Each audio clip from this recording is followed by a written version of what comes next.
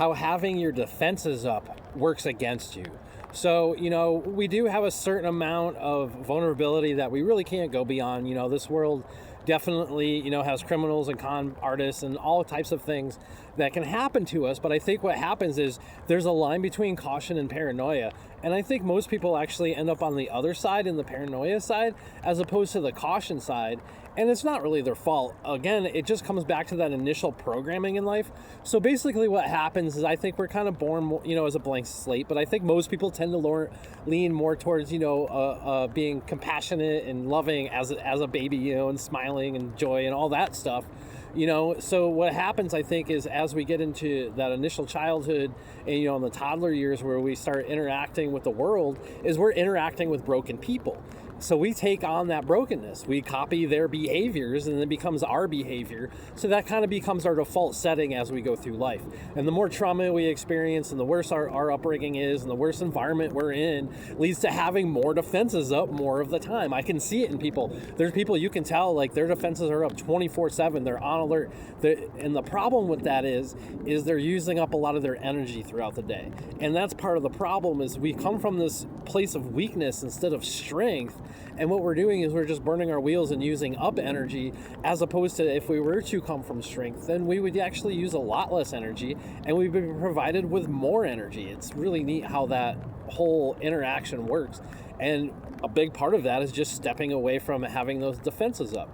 So what happens is we, as we're in that place of weakness, we tend to be arrogant, or just very defensive with people and just like, oh, I'm better than you. We talk condescending. And what happens is we just start to act that way all the time. And then, what happens is we don't understand why it keeps happening to us.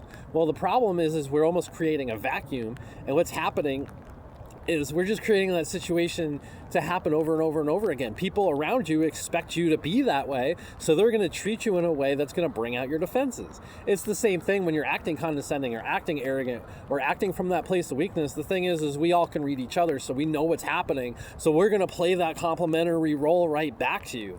And that's, part of what I've been working on is I don't play that back now.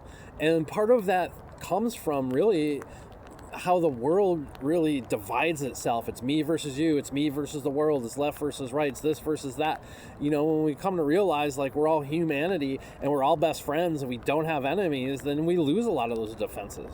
Yes, I'm still not 100% vulnerable. I'm not going to go give myself away. I do have to protect me, physically more than anything. And that's part of really where it comes down to is if you're being physically attacked, of course you want to defend yourself, but you're being emotionally or mentally attacked. Well, let's just look at it like, one, you're only being attacked because you believe you are.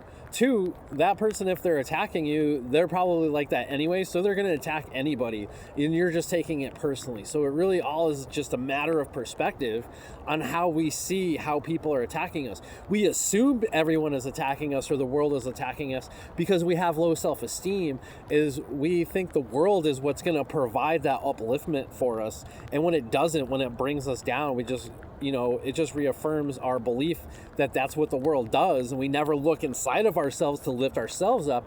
And once we start to do that, then the world can't bring us down. We don't walk into those expectations anymore. We walk into an experience or a situation going, I know my worth in this situation. I am complete in control of my thoughts and my emotions, and no one else is responsible for anything that happens inside of me. It takes a long time to get used to this and get good at it, because what happens is we still have that initial subconscious programming, and it takes a long time for that awareness to really come out and see all those situations where we're just creating a defensive behavior within us. I see that just constantly in people's eyes all the time, is they want you to be their enemy. They want you to validate their insecurities. They want you to explain to them who they really are, but you can't, because they're stuck in that childhood trauma or problems or whatever, even if it's a more recent thing. I know a lot of times, a marriage or things like that can lead to these sort of problems too. And it's just that snowball effect. As we get older, we're not healthy, our brain isn't healthy, we're not sleeping right, we're in this artificial environment. All these things just go downhill with that, and it just brings out more defensiveness. I'm sure you've seen elderly people who, struggle with a lot of dementia or Alzheimer's, they get incredibly defensive, and they don't have control over that. I'm not saying that, you can step in and with an advanced Alzheimer's and all of a sudden be peaceful. That might not happen, but, I think there are therapies that could help with that, and calming is one of the best things we can do. So if we're in situations where we feel that defensiveness coming out, we use that as a reminder to go into a calm state and breathe. Everything comes back to the breath, and when we breathe and exhale, then we are in a calm state and we can stay there. So we focus on the breath, and what that helps us do is to stop focusing on all the thoughts that are coming up. Oh, this person, that person, this, that.